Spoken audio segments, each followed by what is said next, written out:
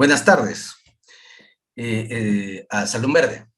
Esta es nuestra segunda emisión y tenemos el honor de tener a Fernando Bolaños, que es oficial de educación de UNICEF, ex ministro en dos ministerios, en el Ministerio de la Mujer y en el Ministerio de Educación. Así que viceministro en ambos. Viceministro, sí, tiene razón. Bueno, el punto es que es una persona muy experimentada en el Estado y conocedor del tema de la educación, y también tiene una mirada desde el punto de vista de la equidad. Bien relevante su participación. Te agradezco estar acá, Fernando, con nosotros. Y vamos directo al grano, ¿no? El Perú es uno de los últimos países en tratar de retornar a las clases, a las aulas. Más de 10 millones cerca de 10 millones de niños, niñas, adolescentes, incluso jóvenes en las universidades están deseosos de regresar. Digo deseosos porque yo hablo como padre. Pero ciertamente enfrentamos un problema complejo. Son más de 100.000 colegios, la mitad de ellos nacionales, muy diversos. Quisiéramos entender de ti, ¿qué es aquello que nos está deteniendo para regresar a las aulas? ¿Cómo consideras que debería ser el proceso y qué podemos hacer para acelerarlo? Sí, hola, Víctor. Primero, un gusto estar acá para poder compartir algo que además ya se ha vuelto un tema de la agenda pública, ¿no? Porque el tema de la crisis sanitaria, la crisis económica ha estado mucho tiempo, y la crisis educativa, que para mi entender es una de las crisis más hondas que nos ha traído la pandemia, no había estado, ¿no? Has hablado un poco del sector, digamos, educativo. Es un sector muy grande. En Lima el 50% de las escuelas son privadas. A nivel nacional el porcentaje es menor. Pero esto afecta a todas, ¿no? Afecta a las públicas, a las privadas, a las grandes, pequeñas, urbanas y rurales, ¿no? Y los últimos datos del Ministerio tenemos que había de estos 76.000, son escuelas y servicios educativos, no todos son colegios como tal, ¿no? También hay servicios de nido, etcétera. Había 76.000 servicios educativos que ya que podrían abrirse, porque estaban con las condiciones sanitarias que tiene la norma ya en espacios que podrían abrirse, ¿no? Pero eso solo se han abierto 6.200, es decir, menos del 10%, ¿no?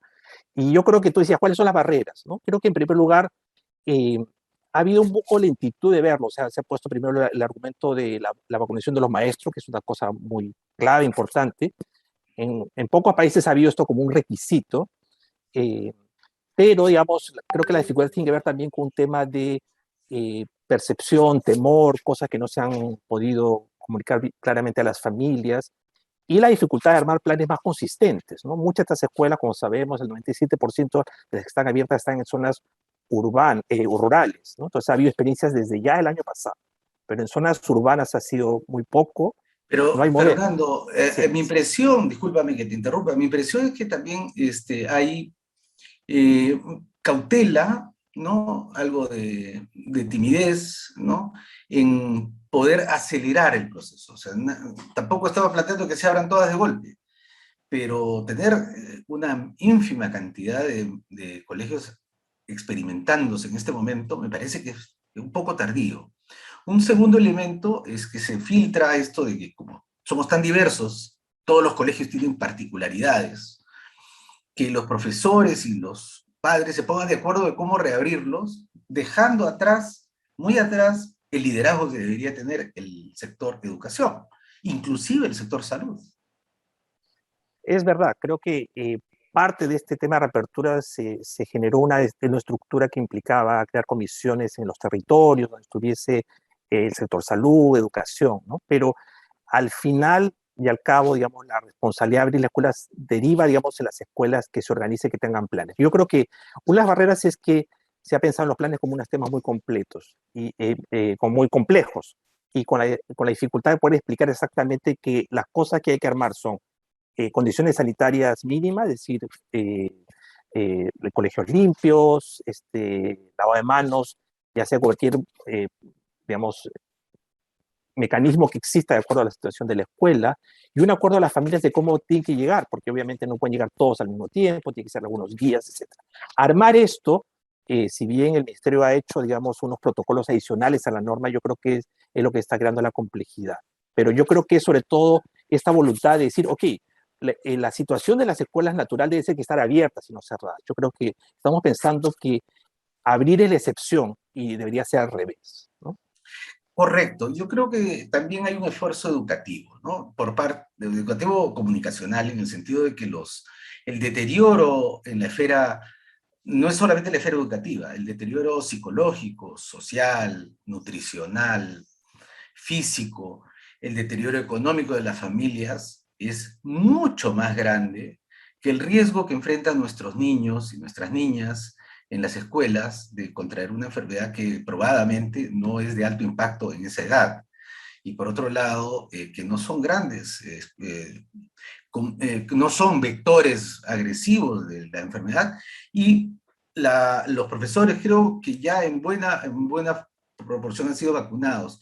Por ejemplo, en Tacna, ¿por qué en Tacna, con altos niveles de vacunación, una población pequeña comparado con Lima, digamos, no se ha apresurado el camino o Yo el creo que paso? tendríamos que pensar justamente más bien en las regiones donde ha habido más apertura, ¿no? Que es el caso de Loreto y Ucayali. Acá había una combinación de varias cosas. Primero, las propias familias exigiendo por los temas de conectividad, que creo que ha sido importante, las autoridades organizando formas de hacerlo. En Loreto se han incluso hecho, digamos, en algunos casos eran profesores viviendo en la escuela, que es lo que pasa en muchas comunidades amazónicas. Entonces, se ha organizado para llevarlos, hacerle pruebas, vigilar que esas escuelas estén abiertas. Entonces, cuando hay una, creo que esos son los ejemplos, cuando hay una articulación entre la voluntad del gobierno regional y de las autoridades educativas, demanda social, de familias decían, ya no aguantamos más, abramos, entonces se ha dicho, habremos bien, no habremos de cualquier manera, ¿no?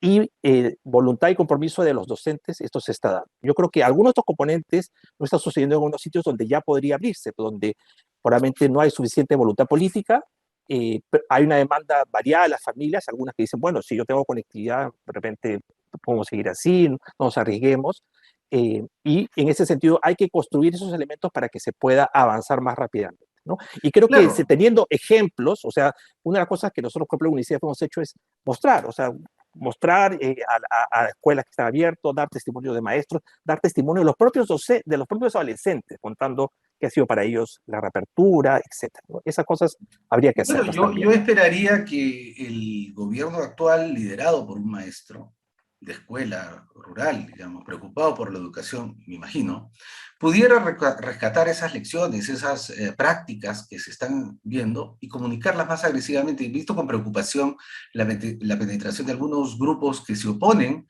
incluso utilizando argumentos falaces y a veces escandalosos, sin ningún sustento, para tratar de impedir una medida que es de clamor por una proporción importante de padres, y además que como sociedad no nos podemos dar el lujo de perder una generación entera y someterlas a riesgos sanitarios y sociales de esta magnitud.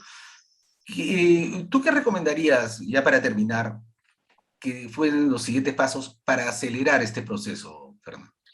Sí, lo primero que estamos viendo es algo que está pasando en este momento. Hay una conjunción, este es un tema no solamente de los educadores, del sector de educación, de los expertos de educación, sino algo en que han entrado sociólogos, salubristas como tú, otros. Y tiene que haber un tema de opinión pública, familias organizadas, o sea, has hablado de algún grupo que se oponen, pero también hay grupos de familias, movimientos que se les ha empezado a dar voz, que justamente son los que han también presionado para esto. Hay que ver las experiencias y contar las experiencias de lo que está pasando en escuelas urbanas, ver cómo se organizan, ver cómo hay planes, no solamente en estos colegios grandes que han abierto estos días, sino colegios más pequeños. Dar espacio de manera abierta para que las familias, etcétera, comenten, no solamente las que están en contra, sino las que están mandando y vean cómo está afectando esto de manera positiva en su vida, dar la voz a los propios chicos y ayudar a que estos protocolos sencillos, estos planes se difundan, como tú decías, ¿no? No se puede esperar que cada escuela haga un plan absolutamente nuevo. Si hay unos que funcionan, veamos. Y vemos cómo se organizan, cómo se hace la ventilación, cómo se organiza para el tema de la limpieza, etcétera. Esas cosas son las que deberían hacerse para que se avance más rápido. Bueno, Fernando, hemos llegado al final de nuestra charla, muy interesante, un problema muy complejo. Quiero felicitar a UNICEF y a ti por el liderazgo que estás teniendo en diseminar la buena nueva, en el sentido que hay prácticas que se pueden aprender, que estamos aprendiendo, y esperanzado en que tu voz y la de otras y otras actores en nuestra sociedad puede hacernos acelerar el paso y que nuestras niñas y niños que tanto ansían volver a la escuela lo hagan muy pronto, de manera segura, voluntaria y progresiva. Así que éxitos a UNICEF y a ti, y muchísimas gracias por tu tiempo, Fernando. Sí, y debería ser un regreso seguro, flexible, voluntario, como se ha dicho, pero urgente, ¿no? Creo que no podemos esperar, decir, ok, hay que esperar hasta el próximo año escolar, hay que empezar ahora, se puede comenzar ahora. Muchas gracias, Un Fernando. Hasta gusto, otra gracias, oportunidad. Víctor. Nos vemos entonces. Chao.